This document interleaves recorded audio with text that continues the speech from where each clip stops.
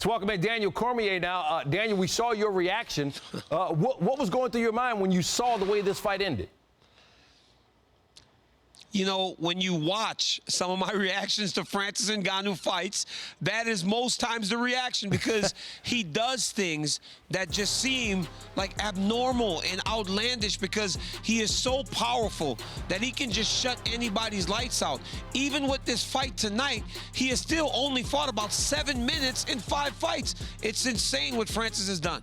Ngannou said he wanted to avenge that loss from 2018, DC, and Stipe had to know that he was going to try to attack, but it still worked, unlike the way it didn't work in 2018. What was the difference this time?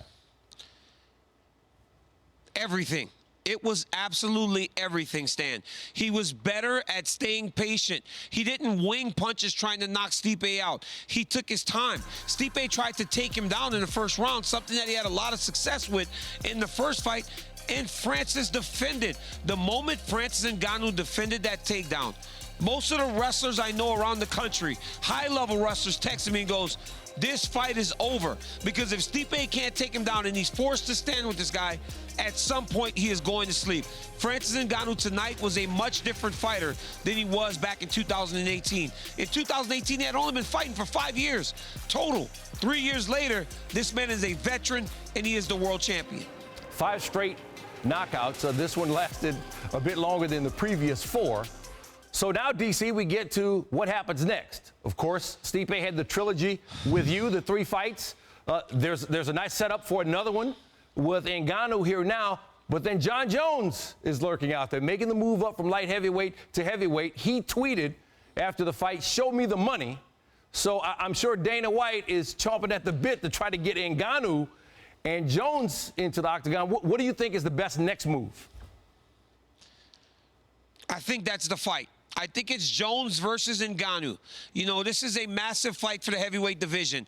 And I said time and time again, if Francis Ngannou becomes a champion with his ability to knock people out, you can strap a rocket ship to his back because he's going to the moon. We have not had a heavyweight champion that draws interest in the UFC since Brock Lesnar. Nobody knocks people out like Francis since Mike Tyson. This guy is a phenomenal fighter, a knockout artist. But if you're Jon Jones, you understand the risk. So you want to get paid. You got to be very careful with what he's asking for because we don't want the money to be the issue that these 2 fighters don't get locked into the octagon. All right, we can't overlook Miocic. 4 title defenses. That's the most ever in the heavyweight division. You know all about him. Regarded as the greatest heavyweight ever coming into this fight, does that career narrative change any as a result of this? No. No, Stan. He is still the greatest heavyweight of all time. Listen, man, we are in a sport where people lose. One fight, one loss does not identify who Stipe Miocic was and is today still. But what I do believe is even if he wants to revisit the Francis Ngannou fight, it needs to be after some time. For him to rush back in there with Francis would be a massive mistake. But honestly, at 38 years old, we don't know if we'll ever see Stipe Miocic again because the guy was underrated for a long time. I hope that he's not one of those guys that we appreciate when he's gone if he doesn't fight again. But even if he does, I think he needs to take some time. He's about to have a son in the summer. Be with his family, let his brain recover from that nasty knockout, and then see what he wants to do with his career going forward. All right, Daniel Cormier, an essential part of UFC Fight Night, both on the broadcast and on SportsCenter. We always appreciate it, my man. Thank you so much, Dan.